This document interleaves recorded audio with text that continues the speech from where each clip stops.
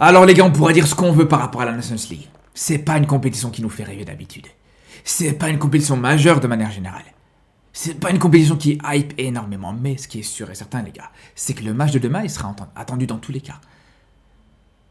Le match de demain, il aura son importance et il aura son impact pour le Ballon d'Or, qu'on le veuille ou non les frères. Cette demi-finale France-Espagne, pour moi, sera importante pour le Ballon d'Or. Alors, je dis pas par rapport à l'importance de la compétition, les gars, mais c'est juste tout simplement par rapport au contexte, par rapport au fait que les deux joueurs favoris pour le Ballon d'Or, et les deux joueurs qui ont le plus de chances de le gagner, vont s'affronter, les frères. Même si ça avait été un match amical, j'aurais dit la même chose. C'est pas, comme je vous dis, la compétition en elle-même. Bon, le fait que ce soit dans une compétition officielle, ça rajoute bien sûr une plus-value. Mais, comme je vous dis, les gars, dans 3 mois, maximum dans 3 mois, les votes seront clôturés pour le Ballon d'Or, les gars. C'est le dernier match de Yamal avant, justement, avant ces votes. En tout cas, le dernier match officiel. Vous pouvez être sûr et certain, les gars, que ça aura un impact. Ça va marquer les esprits. Peu importe ce qui se passe, hein. Peu importe ce qui se passe dans ce match-là. Après, je dis pas qu'il n'y a que sur ce match-là qu'il faudra compter. Bien sûr, comme disait Yamal, le Ballon d'Or, il se joue sur l'ensemble d'une saison. Pas que sur un seul match, mais dans ce match-là, les deux joueurs peuvent gagner des points, les gars. Dans un cas comme dans l'autre. Si Dembélé te met un triplé, par exemple, dans ce match-là, ben, c'est sûr qu'il gagnera énormément de points pour le Ballon d'Or. Et d'un autre côté, si Yamal te fait une masterclass, encore une fois, contre l'équipe de France, c'est sûr et certain que là aussi, lui aussi, il pourra prendre des points, il pourra engranger des points et il pourra marquer les esprits dans la tête de ceux qui vont voter, les gars, tout simplement. Parce qu'on peut parler autant qu'on veut des critères. Ah, mais ça, ouais, mais c'est que la Nations League, c'est que... Les gars, au final, ce qui compte, c'est ce qui marque dans la tête des gens. C'est des humains qui votent. C'est pas des robots. C'est pas un algorithme. C'est des humains qui votent. Donc, au final, c'est ce qui fait que sera cet impact-là. C'est pour ça que, d'ailleurs, je me suis même pas encore vraiment prononcé de manière définitive par rapport à ce Ballon d'Or, les gars. Bon, j'ai donné... Vous connaissez mon point de vue. Mais voilà, j'ai pas encore fait une vidéo à part entière pour vous dire, pour moi, le Ballon d'Or 2024-2025, etc., avec mes arguments, etc.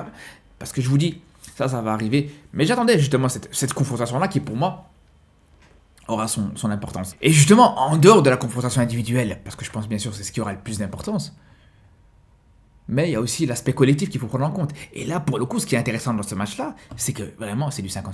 Je vous dis la vérité, les gars, c'est du 50-50. Alors, c'est clair que collectivement, l'Espagne, c'est au-dessus. Le jeu de l'Espagne est largement supérieur.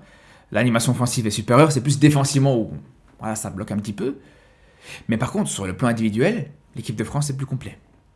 Sur quasiment toutes les zones, les gars, faut le dire. Déjà, si on parle juste de l'aspect défensif, mais vraiment, il n'y a aucun... pour moi, il n'y a aucun débat sur le fait que la France, c'est au-dessus. Quand on prend... en termes de gardien, c'est clair que Maignan est largement meilleur que Unai Simon.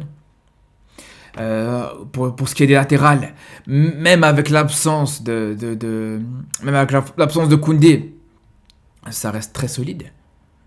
Parce que je suis désolé, Mingueza et Cucurella en tant que latéraux, à la limite Cucurella, pourquoi pas, vas-y, Cucurella, limite, vas-y. Mingueza, les gars, qui s'est fait jeter du Barça pour aller au Celta Vigo, même si attention, hein, voilà, il te fait une saison correcte en Liga, mais en face, je pense que ça reste au-dessus. Mais là où ça se joue le plus, c'est surtout en défense centrale, les gars. Alors même si, bien sûr, encore une fois, que ce soit Koubarsi, même Huysen, qui viennent d'arriver au Real Madrid, c'est deux joueurs individuellement qui sont très bons. Mais en défense centrale, les gars, vraiment, côté français, c'est des joueurs d'expérience. C'est des joueurs de très haut niveau. Et c'est là où je vous dis que collectivement, cette défense française, de manière générale, elle peut faire mal. Pareil pour les milieux de terrain, qui seront quasiment tous à vocation défensive. Entre Tchouaméni, Rabiot et Manu Koné. Même si Rabiot pourra jouer un peu plus haut, etc. Mais c'est là où je vous dis, sur l'aspect défensif, pour moi, déjà la France part avec un avantage. Après, offensivement, pour ce qui est du milieu de terrain, les gars, avec Pedri, avec Olmo, même si Olmo, on sait très bien, les gars, c'est du 50-50, lui aussi, tu peux faire un pile ou face, tu peux jeter la pièce. Un jour, tu peux avoir un Olmo extraordinaire qui réussit tout. Un jour, tu peux avoir un Olmo qui peut être catastrophique. Et dans le même match, tu peux avoir les deux visages. On l'a bien vu contre l'Inter, les gars. Avec Olmo qui commence le match de manière exécrable, qui te coûte un but, voire deux. Et juste derrière, il il est décisif, c'est lui qui te remet dans ce match, entre autres. Donc c'est un petit peu l'interrogation par rapport à Olmo, mais voilà, globalement, comme je vous dis, ce milieu de terrain reste quand même supérieur côté espagnol, même avec Fabian Ruiz, qui non seulement est toujours régulier, est toujours très bon avec l'Espagne, mais qui en plus de ça, même avec le PSG, même en club actuellement aussi, c'est pas mal du tout. Et pareil pour l'attaque. Là aussi, je pense que vraiment, ça reste... Là, pour le coup, c'est équilibré. Pour moi, pour ce qui est de l'attaque, c'est équilibré. Je pense que, bien sûr, Yamal reste la plus-value côté espagnol. Après, en face, bon, je sais pas si c'est vraiment Colomani qui va jouer ou pas. Je pense que ça sera sûrement plus Dembélé que Colomani. Je vois pas pourquoi Dembélé ne jouerait pas ce match.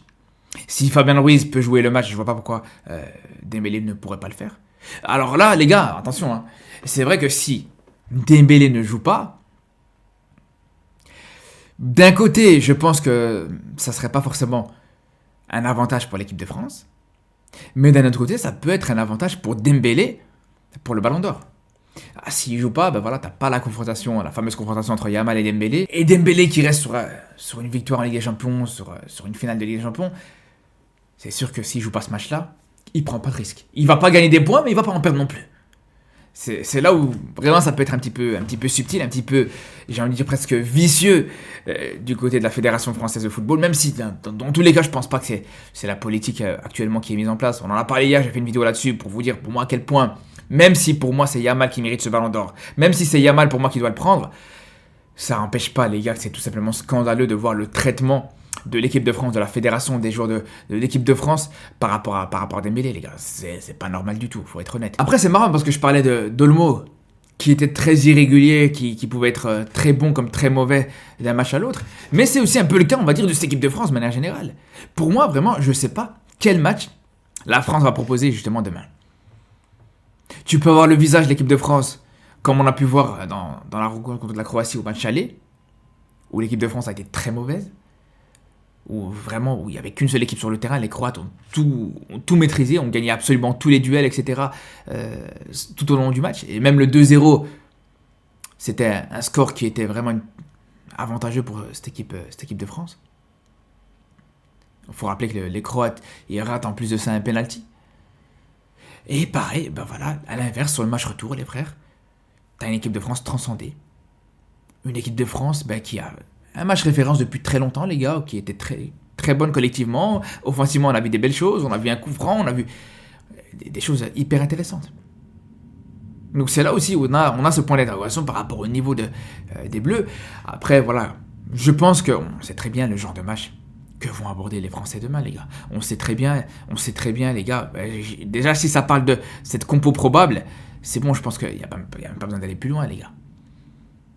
Je pense que le but, ça va vraiment être de proposer à Rabiot et à Digne de proposer et de jouer sur une double couverture systématique sur Yamal, ça c'est clair, comme on l'a pu voir justement du côté de l'Inter dans la demi-finale contre le Barça, comme on a pu le voir aussi dans la demi-finale aussi de l'Euro avec Rabiot qui prenait en charge Yamal, même si ça s'est pas toujours bien passé pour Rabiot.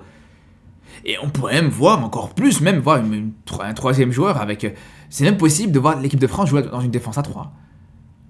Soit dans une défense à 3, soit Koné qui reste un petit peu dans l'axe pour permettre à Hernandez de partir un peu plus sur le côté, parce qu'on le voit les gars. Aujourd'hui, Yamal, c'est plus une prise à 2 sur lequel tu dois tabler. Aujourd'hui, quand tu veux défendre sur Yamal, c'est une prise à 3 minimum. On l'a vu les gars avec l'Inter, même avec une prise à 3, c'était compliqué pour les défenseurs de l'Inter.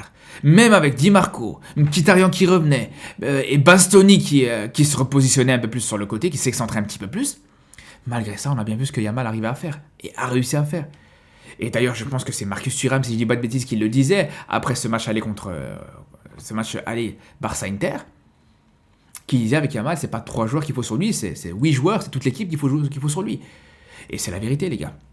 Donc, c'est là où vraiment je pense que l'équipe de France a des choses à faire. Après, faut le dire, les gars, défensivement, on a quand même une équipe de haut niveau, des joueurs de haut niveau, capables de pouvoir prendre en charge Yamal, ça c'est clair. Vraiment, je pense que si tu as une prise à 3, ça va être très compliqué pour Yamal, faut être honnête les gars. Si malgré ça, Yamal arrive à s'en sortir, et encore une fois à te sortir cette masterclass, et arrive encore une fois à s'en sortir avec sa spéciale, où il rentre sur son pied gauche et arrive à marquer comme ça, les gars, vraiment, je vous dis, c'est là où pour moi, Yamal a tout à gagner sur ce match.